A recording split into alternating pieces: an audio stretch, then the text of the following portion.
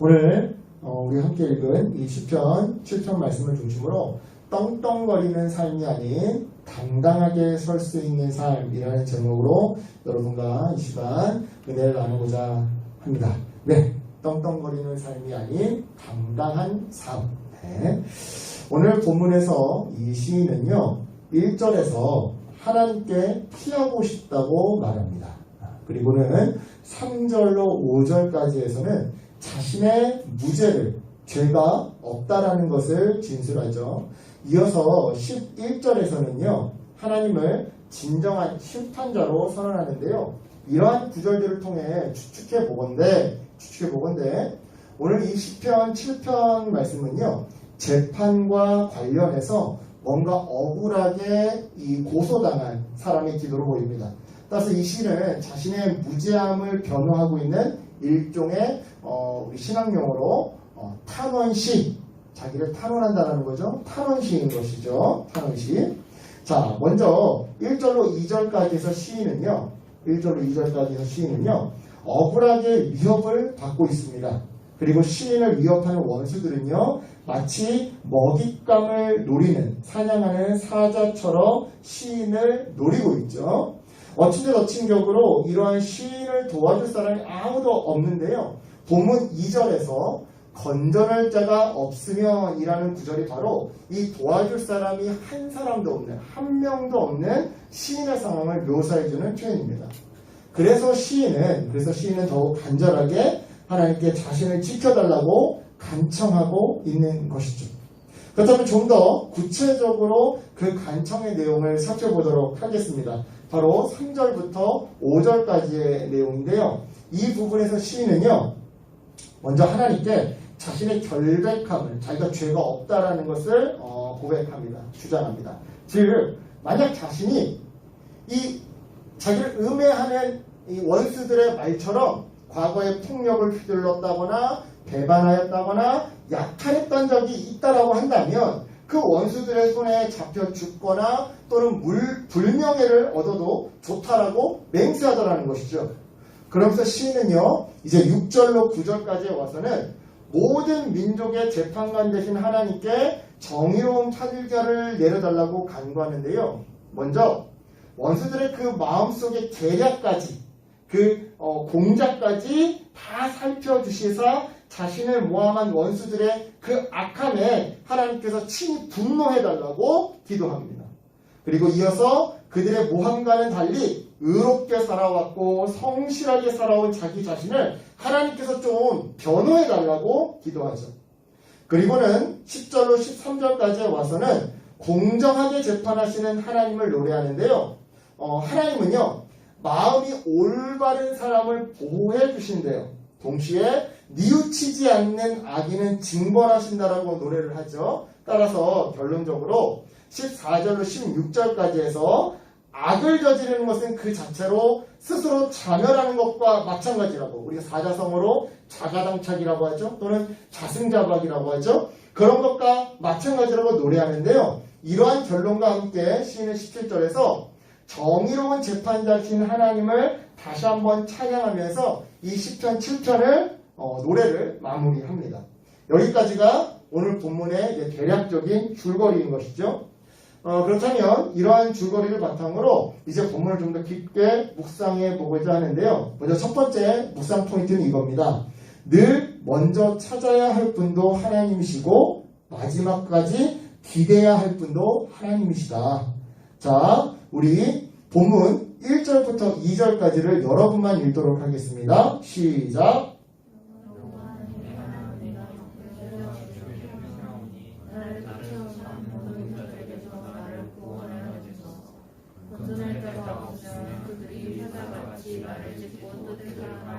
아멘.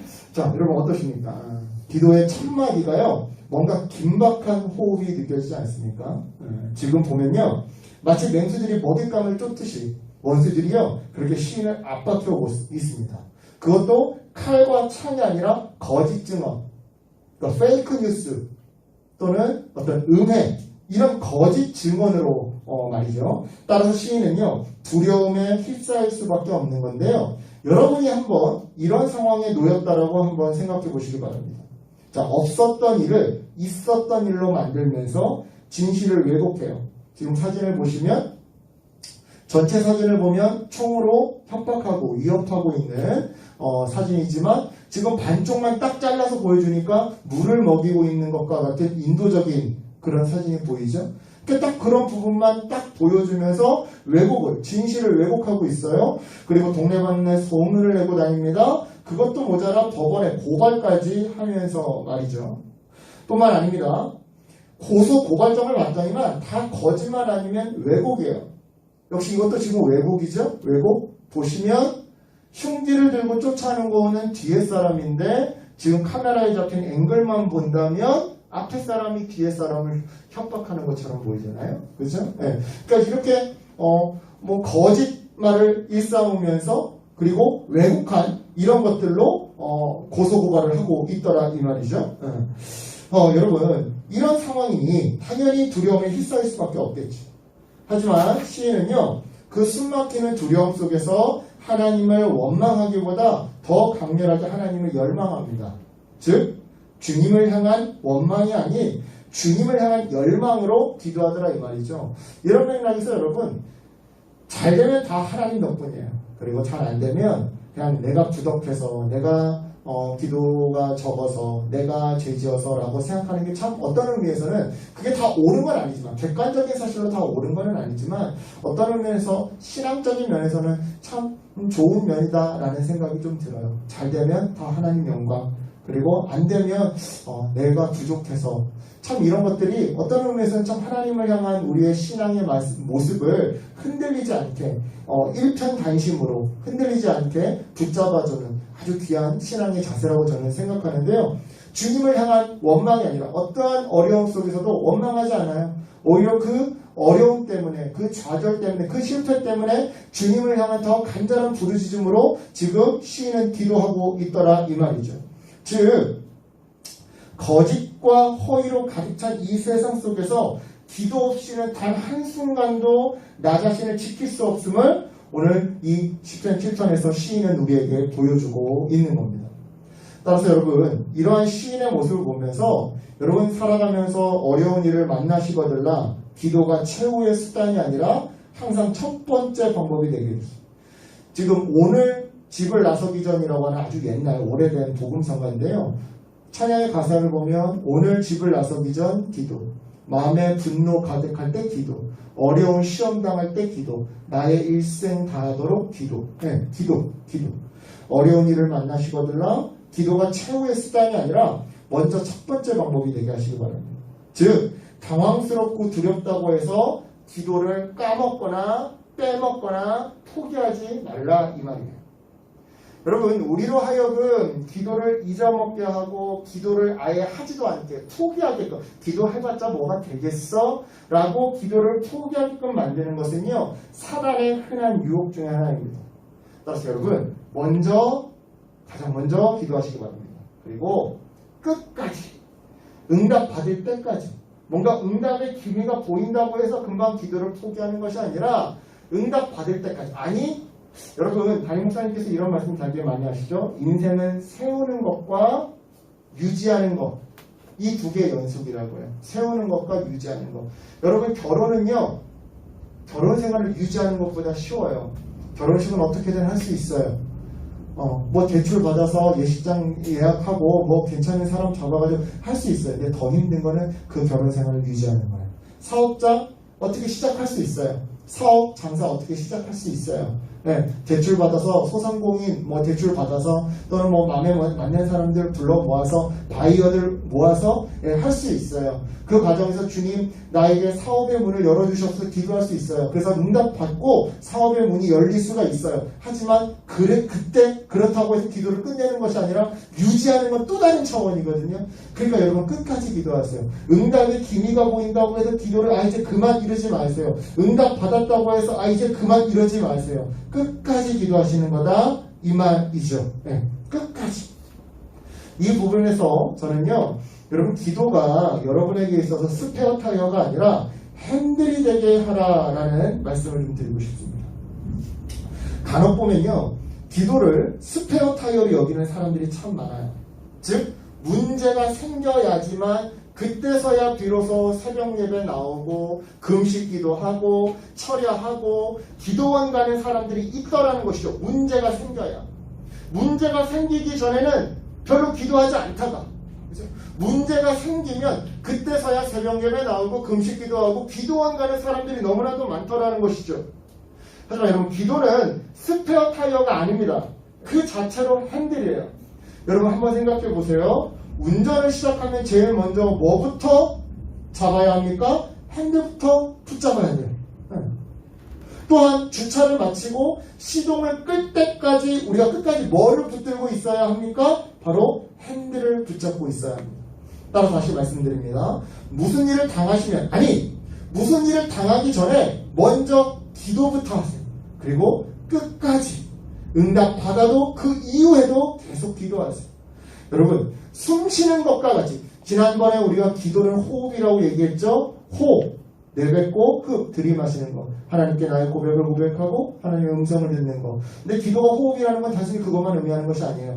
호흡이라는 건 다분히 일상적이고 그거 없이는 살아갈 수 없죠. 마찬가지로 기도는 다분히 일상적이고 기도 없이는 살아갈 수 없다라는 거예요. 실로 늘 먼저 찾아야 할 분도 하나님이시고요. 마지막까지 기댈 분도 하나님이십니다. 여러분, 일어나서 기도하시고요. 길을 걷다가도 문득 기도하시고요. 우울하면 먼저 기도하시고요. 기쁠 때도 기도하시고요. 침대에 누워서 베개에 머리를 대면 먼저 기도하세요. 순간순간 짧게라도 좋아. 여러분한테 5분, 10분, 1시간 기도하라는 말 아니에요. 짧게 그냥 주님 이렇게 읊조려도 좋습니다. 여러분, 숨 쉬는 것과 같이 기도는 늘 시작이자 마지막이에요.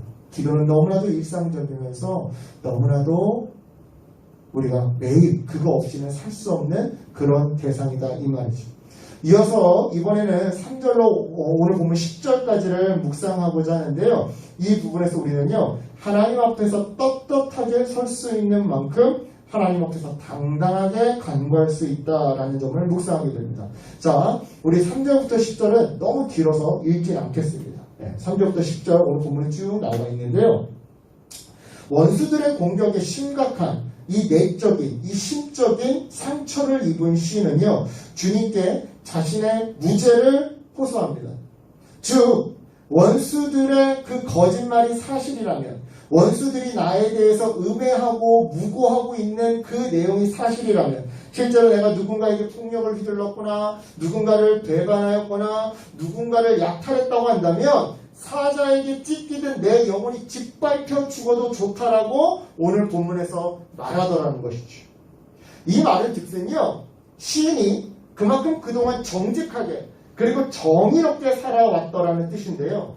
이처럼 자기 삶에 대한 자신감이 있었기에 시인은요, 하나님이 자신을 버리실 리가 없다고, 결단코 하나님이 내 기도에 응답하지 아니하실 리가 없다라고, 반드시 내 기도에 응답하시사 이 억울함을 풀어주실 거라고 믿고 담대하게 기도했던 겁니다.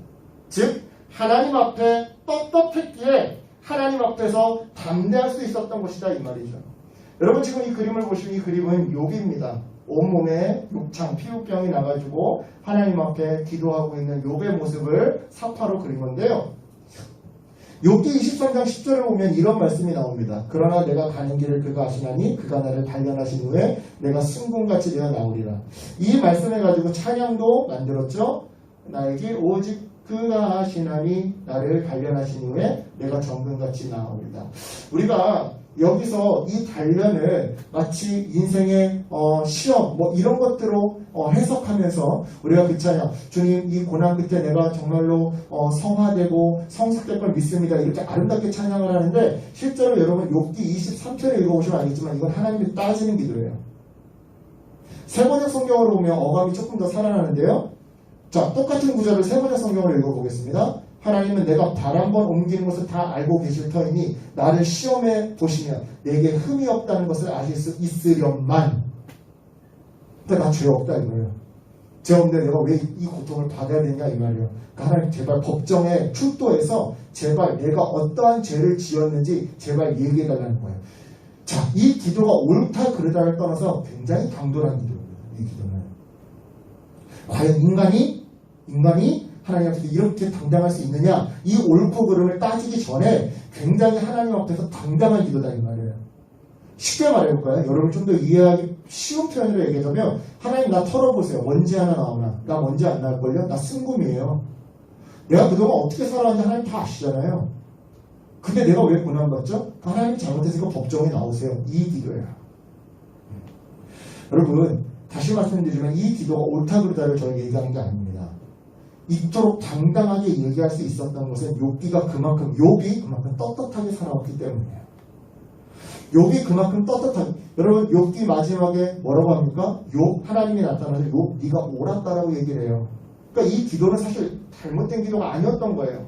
오늘날 우리의 교리적인 생각으로는 야 인간은 다 원죄가 있고 죄성을 가지고 태어났는데 이런 기도를 할 수 있겠냐? 여러분이 만약 그런 생각을 가지고 있다고 한다면 여러분의 그 생각이 바로 욥기서에 나오는 새 친구의 의견과 똑같은 의견인 겁니다. 새 친구가 똑같이 그랬어요. 야 너 교만하다. 어떻게 인간이 죄를 안 짓고 살 수가 있냐? 다 원죄가 있는데. 그게 새 친구들이 했던 말이에요. 그런데 마지막에 하나님이 나타나서 하는 말이 뭔지 아십니까? 새 친구 너네가 틀렸고 욥이 옳았다라고 얘기해요. 그런데 그 옳고 그름을 따지기 전에 하나님이 나타나서 욥 너의 이 기도가 옳았다. 저는 지금 그걸 얘기하려는 게 아니라 욥이 이렇게 당돌하게 어떻게 보면 당돌하게 기도할 수 있었던 이유는 뭐다고요? 정말로 이렇게 떳떳하게 순금같이 살아왔기 때문이었다. 이걸 말씀드리고 싶은 거고 이걸 강조하고 싶은 거예요. 이런 맥락에서 여러분 이러한 시인의 당당함이 정말 순금과 같은 이러한 당당함이 여러분에게도 있기를 주님의 이름으로 축원합니다. 물론 우리는 다 죄성을 가지고 있어요. 교리적으로 얘기하자면.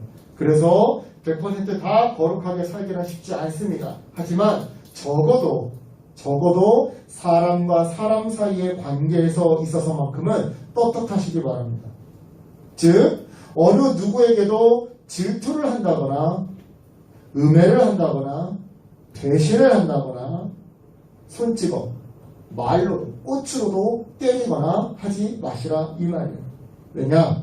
때로는 항상은 아니지만 때로는 지난 나의 삶의 흔적이 우리 기도의 능력을 좌지우지하기 때문입니다. 물론 여러분 오해하지 마시기 바랍니다. 하나님이 우리의 기도를 받으시는 이유는요, 우리의 어떠함 때문이 아니에요. 하나님의 사랑 때문에 우리의 기도를 받으시는 거예요. 혹시 이 가운데 내가 죄를 많이 지어서 하나님이 내 기도를 안 들어주시는가 보다라고 생각을 하고 계신다면 여러분 그 생각을 깨트리시기 바랍니다. 만약에 우리가 있는 성경이 구약까지만 있다고 한다면 그 생각이 존중받을 수 있겠지만 여러분 우리가 가지고 있는 성경은 신약까지 있죠.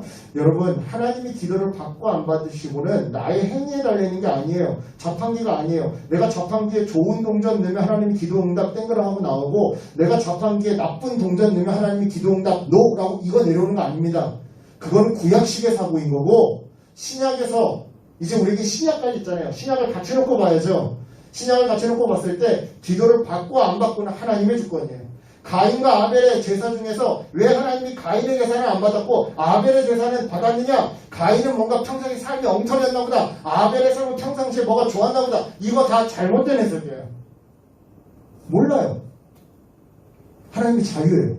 받고 안 받으시면 하나님의 자유예요. 그 하나님의 자유가 우리의 민낯을 드러내게 해주는 거예요. 내가 하나님께 순종하냐? 그 하나님의 자유조차 내가 인정하며 순종하며 머리 숙이지 않느냐? 아니면 그 하나님의 받고 안 받으시는 그 자유 앞에 불편해하며 어떻게든 그 응답을 받으려고 내가 뭔가를 하려고 하느냐? 그게 내 신앙의 민낯을 드러내게 하는 거지. 여러분 기도를 받고 안 받고는 하나님의 주권이에요. 10손가락 때문에 안 아픈 손가락 없어요. 하나님은 우리를 자녀라고 하셨어요. 예수 그리스도를 믿는 모든 우리를 하나님의 자녀로 하셨기 때문에 비록 어느 한 손가락이 말을 안 듣는 손가락이라 하더라도 그 손가락 때문에 아프기 마련이고 그 손가락이 기도를 들어주시는 분이십니다. 하지만 여러분 정작 기도를 하는 나 입장에서 내 입장에서 당사자 입장에서 생각해보자면 뒤가 캥기는 사람이 하나님 앞에 당당히 간구할 수 있을까요? 내가 저 사람의 부탁을 한 번도 들어준 적이 없는데 내가 저 사람에게 뭔가를 부탁할 수 있을까요? 뒤가 캥기는 사람이 내가 여태까지 어떻게 살아왔는지 하나님은 둘째치고 내가 잘 아는데 그런 내가 하나님 앞에서 당당하게 욥처럼 그렇게 기도할 수 있겠느냐 이 말이에요. 당연히 없겠죠. 따라서 여러분 명심하시기 바랍니다. 평상시의 삶을 떳떳하게 꾸려가세요. 실로 하나님 앞에서 떳떳한 만큼 우리의 기도도 당당해지는 법입니다.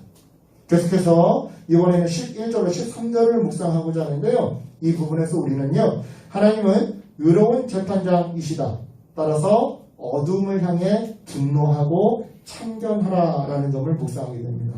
자, 우리 11절로 13절까지를 여러분만 읽겠습니다. 11절부터 13절까지 여러분만 시작.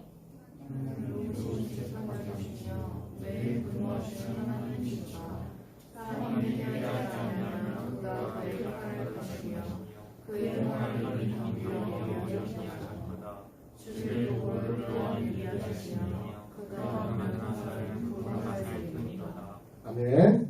때때로 우리는요, 하나님의 그 정의로운 심판이 도대체 언제 이루어지는지 가슴을 치며 답답해할 때가 많습니다. 하지만 여러분, 방금 읽은 이 말씀으로 위로받으시고 또한 믿으셨으면 좋겠어요. 하나님의 심판이 자꾸만 뒤로 미뤄진다고 해서 하나님이 그 원수들을, 그리고 그 원수들의 죄악을 그냥 마냥 용인해 주신다라는 뜻은 아닌 거예요. 방금도 읽어서 여러분 확인할 수 있겠지만 하나님은요, 이 세상의 죄악에 분노하시사 돌이키지 않는 자를 향해 심판의 칼을 반드시 드시는 분입니다.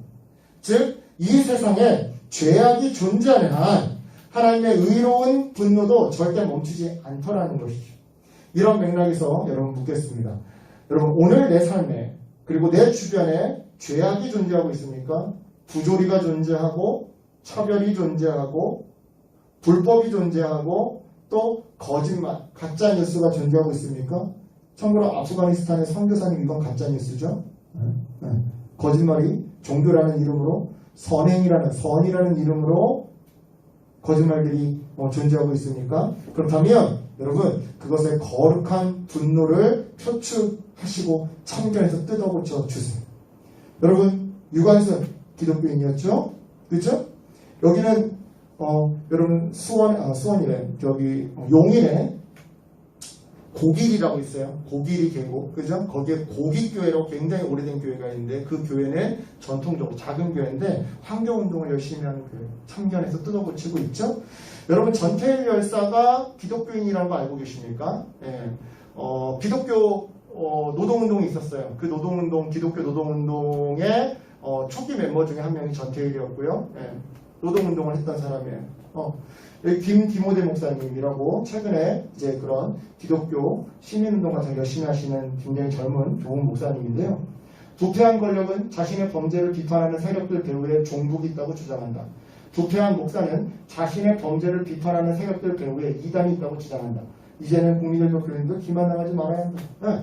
단순히 그냥 기도만 하는 것이 아니라 참여하고 뜯어 고치는 이런 사람들이 있더라 이 말이죠. 여러분, 어둠은 빛을 이기지 못합니다.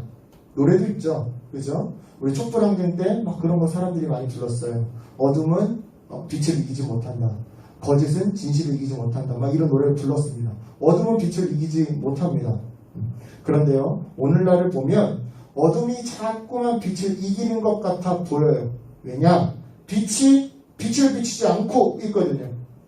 여러분, 마태복음 5장에서 주님은 우리를 향해 너희가 세상의 빛이라고 했어요. 너희들이 소금이고 세상의 빛이라고 했는데 이 빛을 비춰야 하는 내가 빛인데 빛을 비추지 않고 있거든요. 내가 빛인데 이 빛이 세상 어디에 어둠이 있나 없나 잘 살피고 있다가 어두운 곳이 보이면 빛을 비춰줘야 하는데 내 가는 길만 비추고 있거든요. 내 가는 길만. 누군가의 길을 비춰주지 않고 있거든요. 내 앞가림하는 데만 너무 바쁘거든요. 여러분, 이런 상황에서는요, 하나님이 재판장으로 역사하기가 어렵습니다. 즉, 하나님의 심판은 결국 정의로운 하나님의 사람을 통해 이루어지는 법인데 하나님의 사람들이 정의로운 삶을 거부하고 도망치다 보니까 자기 앞가림에 너무 힘들어서 지쳐서 그래서 눈 감고 회피하다 보니까 하나님이 재판장으로 역사하시기가 어렵다는 것이죠. 다르게 이야기해 볼까요? 하나님의 사람들이 자기의 길만 비추고 있으니까 하나님의 심판이 자꾸 뒤로 미뤄지더라는 겁니다. 이런 식으로. 다시 보여드릴게요. 이런 식으로 미뤄지더라는 거예요. 네. 따라서 말씀드립니다. 여러분, 어둠을 보고 어둡다고 비난만 하지 마세요. 세상 왜 이렇게 썩었어? 세상 왜 이렇게 다 그들만의 리그야? 라고 비난만 하지 마시기 바랍니다. 비판만 하지 마시기 바랍니다. 동시에 밝아야 할 빛이 왜 밝지 않은지 내 스스로에게 그리고 우리 교회에게 한번 물어보시기 바랍니다. 여러분, 거룩한 분노와 궁휼한 자비, 이 두 개는요 강력한 조합을 만들어내는 법입니다. 그리고 이 조합은요 비전, 여러분들의 비전을 위해서도, 그리고 여러분들이 목사님 저는 리더 안 될 건데, 아니 여러분 결혼해봐요. 여러분이 엄마 아빠 될 건데, 여러분이 가정의 리더가 돼요. 저 리더 안 될 건데, 아니요 여러분이 나중에 과장 되고 부장 될 거잖아요. 저 리더 안 될 건데, 여러분 자영업 해보세요. 여러분이 자영업장에 여러분이 리더인걸요. 여러분 강력한 비전을 위해서라도, 그리고 여러분의 그 리더십을 위해서라도 반드시 필요한 조합입니다. 반드시 필요한 조합입니다. 여러분 기억하셨으면 좋겠습니다. 정의를 상실한 사회보다, 그리고 성장을 멈춘 교회보다 더 위험한 것은요 마땅히 분노할 용기와 기준마저 상실한 성도입니다. 여러분, 경건의 모양은 있는데 경건의 능력은 없다라는 말은요 고아와 가부, 참된 경건은 고아와 가부를 돌보는 거라고 했는데 고아와 가부를 돌보지 않는다라는 의미예요. 그게 경건의 능력이 없다라는 거예요. 예배를 드리는데, 헌금 생활을 하는데, 내 앞가림만 하면서 거룩한 분노도, 궁휼한 자비도, 구제도, 선교도, 어떤 정의도, 사회 약자를 위한 도움도 베풀지 않는 게 바로 경건의 능력을 상실해버린 성도들라는 것이죠. 따라서 여러분, 세상의 어둠을 보고 분노하시고 참견해주세요. 저번에 우리 레이기 성경 공부할 때 한날 주제가 뭐였었죠? 거룩한 오지랖터가 되어달라. 거룩한 오지랖터가 되어달라. 참견해주세요. 우리는요 정의로우신 하나님을 닮은 하나님의 형상, 정의로운 하나님의 형상들입니다. 자, 이제 마지막으로 짧게 이제 본문 14절로 17절을 묵상하고자 하는데요. 이 부분에서 우리는요 하나님은 심은 대로 심판하고 사람은 심은 대로 거둔다 라고 하는 진리를 묵상하게 됩니다. 자, 여러분만 오늘 본문 14절부터 17절까지를 한번 읽어보도록 하겠습니다. 14절부터 17절 여러분만 있습니다. 시작.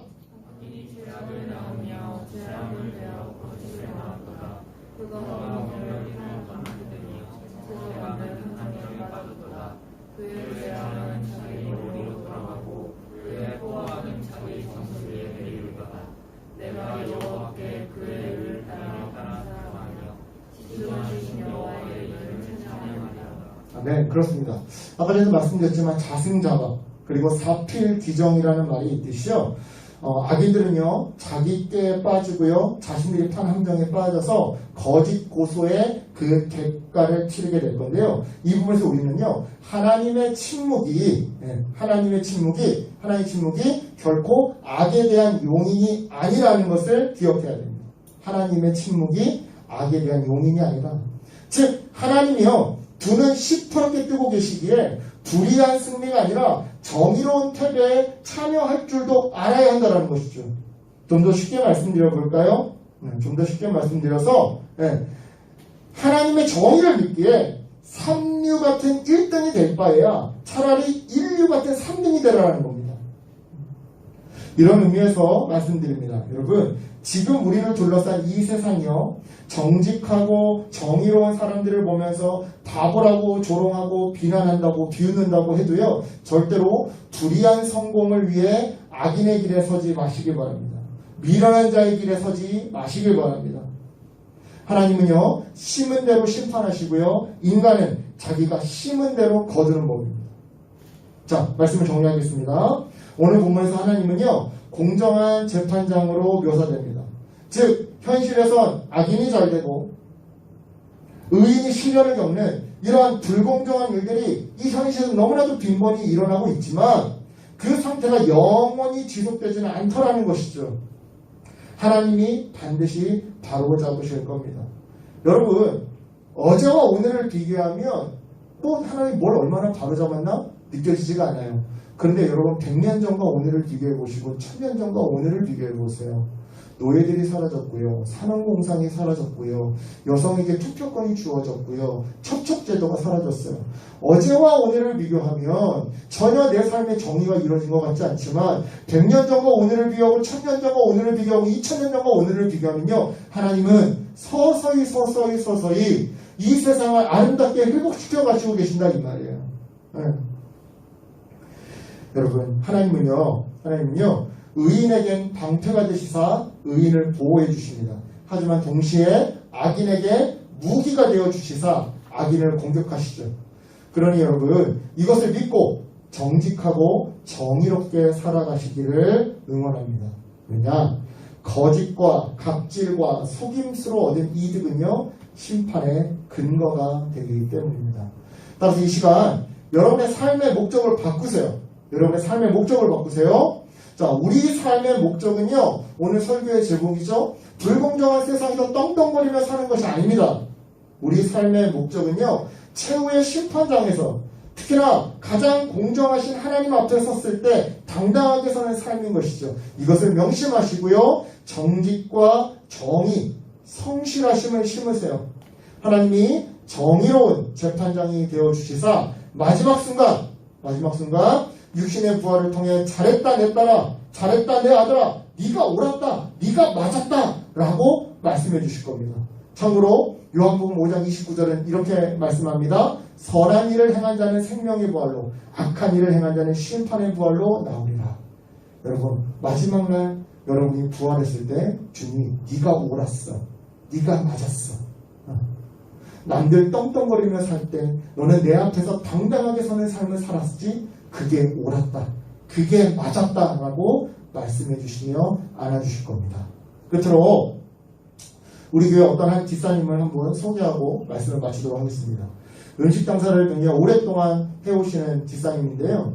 가끔씩 제가 이제 외근을 나갔다가 출장을 나갔다가 점심 끼니때를 놓치면 항상 이 집사님 가게에 가서 밥을 먹곤 했었습니다. 그리고 그때마다 집사님 요즘 좀 어떠세요? 라고 물어보면 늘 이 집사님 이렇게 대답하시곤 하셨죠. 뭐 힘들지. 그래서 가격을 올리든 뭐 양을 줄이든 뭐라도 해보고 싶은데 내가 하나님 앞에서 죄송스러워서 그렇게 대충 눈속임으로 장사해 놓고서는 주일날 교회 가면 하나님 앞에서 내가 면목이 없잖아.